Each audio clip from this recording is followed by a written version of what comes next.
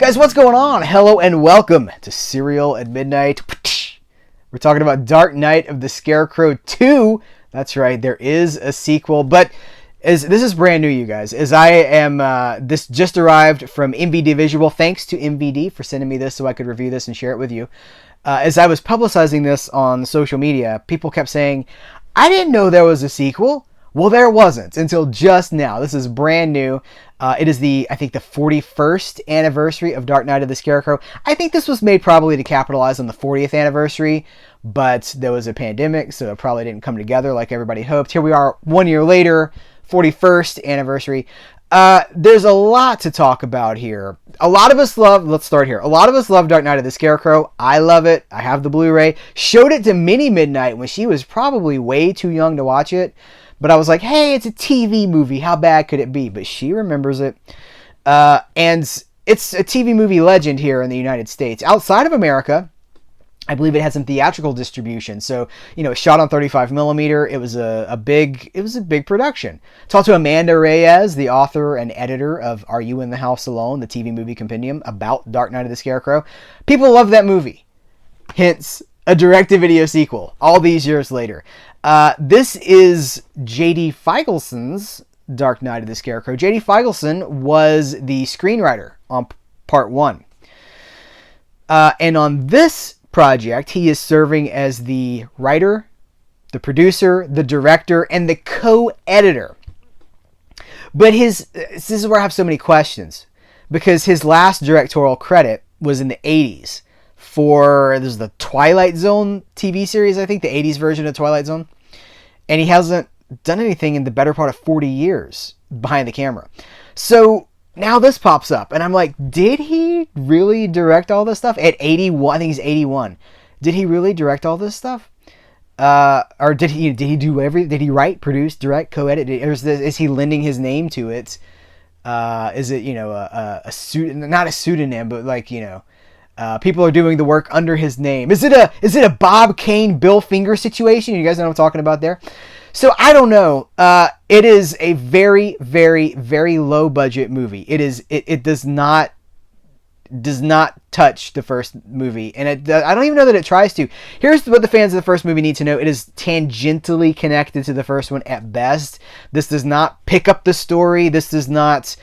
Bubba is referenced. That's about it. So it's not like this was, picking up directly where the other one left off, or it's continuing the legacy. It's mostly kind of doing its own thing on a shoestring. I mean, this feels micro budget. I don't know what the budget was. There's no info here. There's no commentary, no behind the scenes information. It feels really micro budget. I'm not going to name numbers, but it feels really, really low. Most of the people involved with this, it seems like it seems kind of amateur, to be honest with you. It looks like the cinematographer, this is his first job. It looks like his first cinematography credit. The composer, again, first credit. The co-editor, because Mr. Feigelsen is editing, but his co-editor, first credit there as well. I think the sound department was first credit. So many of these people, it's their first thing. And then the cast, which is small, I think it's 8 people in the principal cast. About half of those cats have 4 credits or fewer on their IMDb resume. So I don't know. I know it takes a lot of people to make a movie. The credits certainly had more than just a handful of people in them. But when I started to dig into how was this made? When was this made? Who made this? I'm seeing a lot of people for the first time, So it feels really low budget. Honestly, it's such a huge fan of the first one, it doesn't hold a candle to the first one.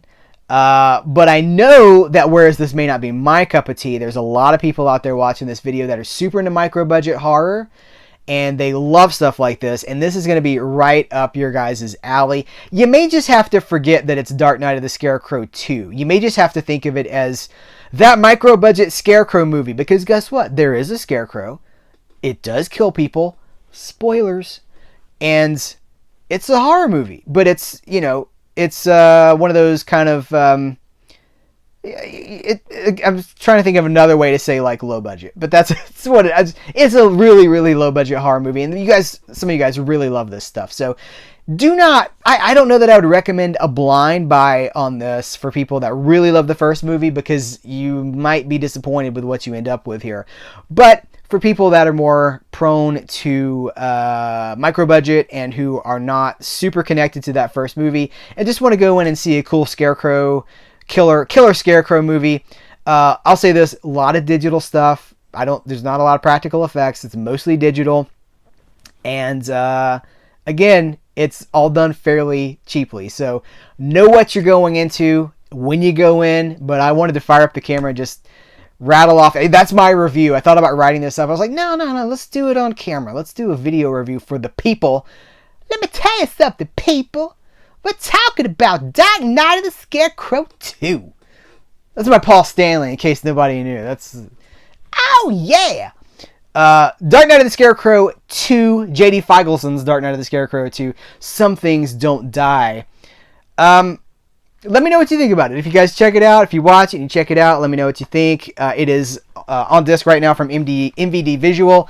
But to answer the question that I've been getting over and over, no, this is not like a 1984 horror movie that's just arriving on Blu-ray. This is a brand new deal. So if you check it out, let me know what you think about it, and we can continue that conversation in the comments below. Thank you so much. Take care until next time. I will catch you later, people.